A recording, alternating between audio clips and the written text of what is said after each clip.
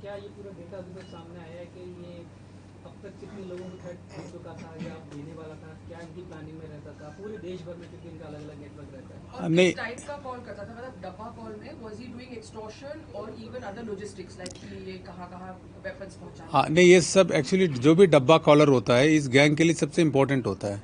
वो सारे कॉल, जैसे किसी को धमकी देना है तो ये जो डब्बा जो देता है वो कभी बात नहीं करता है। वो डब्बा कॉलर सिर्फ एक दूसरे से मोबाइल मतलब डब्बा की कॉलिंग की फैसिलिटी देता है एक तरह से, बट उसके सारे नॉलेज में रहता है। जैसे इसकी अभी प्रारंभिक पूछताछ में आया कि जहाँ भी, जैसे अभी जिस केस में इसको अरेस्ट किया है, ये ना कुचामन सिटी का केस है, किसी को धमकी दी थी उसमें अरेस्ट किया है, उसमें इसको नॉलेज में था। और इसके अलावा जैसे धमकी देना भी प्लस गैंग के कई हथियार इधर उधर से ले जाना है, वो भी डायरेक्टली कोई अपने गैंग मेंबर से भी बात नहीं करते, इसी के थ्रू बात करते, जिससे क्या वो खुद सेफ रहे। अब वो खुद सेफ रहे, अपने लोकेशन छुपा के रखे, अपने नंबर छुपा के रखे, इसके लिए इसको यूज़ करते हैं लोग। तो एक तो थ्रेटनिंग के लिए भी यूज़ होता था डब्बा कॉलिंग, प्लस अपने गैंग मेंबर्स को पैसा देने के लिए, अपने गैंग मेंबर्स कहीं छुपाना है, कोई शेल्टर देना उसके लिए, प्लस कई हथियार इधर उधर शिफ्ट करना उसके लिए, सबके लिए यूज़ होता था डब्बा कॉलिंग। आदित्य जैन और टोनी को पकड़ने में आज जैसे आप सबको पता है कि जो रोहित गोदारा गैंग की जो एक मुख्य मेंबर था जो दुबई में रहता था, कुचामन सिटी के रहने वाले, आदित्य जैन नाम है उसका, टोनी उसकी उर्फ दूसरा नाम भी टोनी है। इसको राजस्थान एजीटीएफ की सूचना के आधार पर दुबई पुलिस ने करीब फरवरी 25 को पकड़ा था। उसके बाद पूरा प्रोसेस के बाद कल रात को हमारी पुलिस को हैंडओवर किया, जिसको लेके हमारी पुलिस अभी लेके आई है। इस गैंग की बैकग्राउंड आपको पता है कि कुछ लोग रोहित गोदारा, वीरेंद्र चारण है, और भी कुछ लोग हैं, इंडिया से बाहर निकल गए। और सबसे पहले सुखदेव सिंह गोगामेडी, सबसे पहले राजू टेट का मर्डर करवाया, उसके बाद जी क्लब फायरिंग हुई, उसके बाद सुखदेव सिंह गोगामेडी का मर्डर हुआ। तो उसके बाद से कभी फायरिंग और कभी लगातार एक्सटॉर्शंस वगैरह करवा रहे हैं। उनको पकड़ने के लिए एजीटीएफ लगातार कार्रवाई कर रही है, स्टेट पुलिस के साथ मिलके, एसओजी के साथ मिलके, जयपुर पुलिस कमिश्नरेट के साथ मिलके। उसमें इनका एक डायरेक्टली कभी कॉल नहीं करते, एक डब्बा कॉलिंग करते। इनके पहले एक अमरजीत विष्णु ही होता था डब्बा कॉलिंग करने के लिए, उसको पिछले जुलाई में हमारी सूचना पर, राजस्थान पुलिस की सूचना पर इटली में त्रपानी में पकड़ा गया था। और उसके बाद उसकी वाइफ है, वो भी राजू टेट केस में वांटेड थी, वो भी पकड़ी गई। उनको लाने के लिए एक्सट्रेडिशन की प्रोसेस चल रहा है। सो आदित्य जैन ये कुचामन सिटी का रहने वाला है, पिछले जनवरी में दुबई गया है।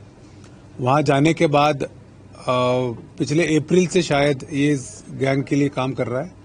इसका काम यही है कि जो भी कॉल होता है गैंग करते हैं, रोहित गोदारा करता है या वीरेंद्र चारण करता है, अपने किसी को थ्रेटनिंग देना है, कॉल धमकाने के लिए कॉल करना है, या किसी को हथियार मुहैया कराना है, या किसी को अपने जो फरार बदमाश है उसको शेल्टर देना है, किसी को पैसा पहुंचाना है, वो सारे कॉल डायरेक्ट नहीं करके इसके थ्रू करते थे।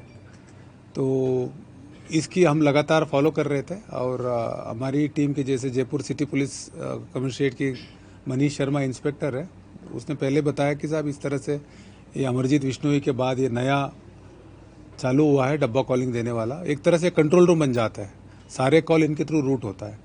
तो इसको सबसे ज़्यादा पूरी जानकारी भी रहती है गैंग कैसे काम कर रहे हैं। उसके बाद हम लोगों ने इसकी पता किया, हमारी जो टीम है पूरी, योगेश यादव साहब है, डीआईजी साहब है, नरोत्तम वर्मा है, एडिशनल एसपी सिद्धांत शर्मा है, और सुनील जांगिड है, मनीष है, और हमारे रविंद्र प्रताप है। सब ने मेहनत करके सबसे पहले इसके पासपोर्ट निकाला, कहाँ है और कौन से कंट्री में वो निकाला, और कौन से सिटी में है, और कौन से एग्जैक्ट एड्रेस जब पता चल गया, उस एड्रेस के साथ हमने इंटरपोल के लिए हमने भेजा एक रेड नोटिस निकलवाने के लिए। तो जैसे रेड नोटिस निकला उसके बाद एलओसी वगैरह जारी हो जाता है, प्लस एक इंटरपोल रेफरेंस होता है जिसमें हमें अगर इंटरपोल को लगातार सूचना देनी है, इंटरपोल रेफरेंस के थ्रू देते रहते हैं हम लोग, जो भी एडिशनल इन्फॉर्मेशन आया ये लगातार हम संपर्क में रहे। उसके बाद हमारे सूचना पर दुबई पुलिस ने उसको 24 या 25 फरवरी को डिटेन किया। सूचना ये थी कि उस टाइम शायद ये भी पता चला इस इंट्रोगेशन में ये वहाँ से आर्मेनिया जाने के लिए कोशिश कर रहा था, तो उसके बाद उन्होंने अपने जो लीगल प्रोसीजर है उसके थ्रू हमें इन्फॉर्म किया। हमें इन्फॉर्म करने के बाद सीबीआई के थ्रू इन्फॉर्म किया हमें, जब क्योंकि ऑफिशियली इसको लेके आना था तो हमारे टीम को ऑफिशियल जाने के लिए परमिशंस की ज़रूरत थी। तो सेंट्रल गवर्नमेंट एमईए से भी परमिशन मिलता है और स्टेट गवर्नमेंट से भी परमिशन मिलता है। और सेंट्रल गवर्नमेंट और स्टेट गवर्नमेंट से हमें बहुत जल्दी, मतलब एक एक दिन में परमिशंस मिल गए सारे। तो इसलिए टीम सिद्धांत शर्मा के नेतृत्व में हमारे सुनील जांगिड इंस्पेक्टर और वीरेंद्र प्रताप इंस्पेक्टर और रमेश हेड कांस्टेबल, ये लोग गए और इनको वहाँ के जो दुबई पुलिस से, दुबई की जो सिक्योरिटी एजेंसी से उनके संपर्क किया। उसके बाद सब प्रोसीजर कंप्लीट होने के बाद कल उनको लेके आए हैं। हाँ, नहीं, सबसे बड़ी चुनौती तो ये होती है कि क्योंकि ये बात ही नहीं करता, पता नहीं चलता है कि कौन है, कौन डब्बा दे रहा है। उसके बाद इनके नंबर, ये जो भी कॉल करते हैं वीपीएन यूज़ करके कॉल करते, ट्रेस करना मुश्किल होता है। तीसरी बात, इनकी पासपोर्ट पता नहीं चलता है। बहुत बार ये लोग अपने पासपोर्ट से नहीं जाते हैं।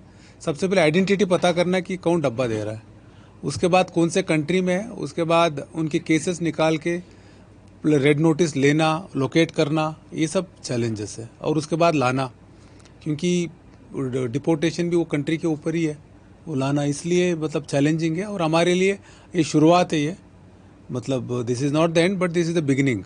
और इससे हमें उम्मीद है कि जितने भी जो राजस्थान में जो भी इस तरह के लोग जुड़ रहे हैं, गैंग्स के साथ जुड़ रहे हैं, वो सोचते हैं कि अगर हम हमारा पता नहीं चलेगा, हम कोई किसी की थैला लेके चले जाए या कोई हथियार की डिलीवर कर दे, पैसे डिलीवर कर दे, उन सब के खिलाफ हमें इन्फॉर्मेशन भी अच्छी मिलेगी, उनके खिलाफ एक्शन लेने में भी मदद मिलेगी। प्लस और भी कहीं किसी को धमकी दिया अगर हमारे नॉलेज में नहीं है, उसको भी आइडेंटिफाई करके हमें एक्शन लेने में भी मदद मिलेगा। इसका बैकग्राउंड क्या है? आदित्य जैन का बैकग्राउंड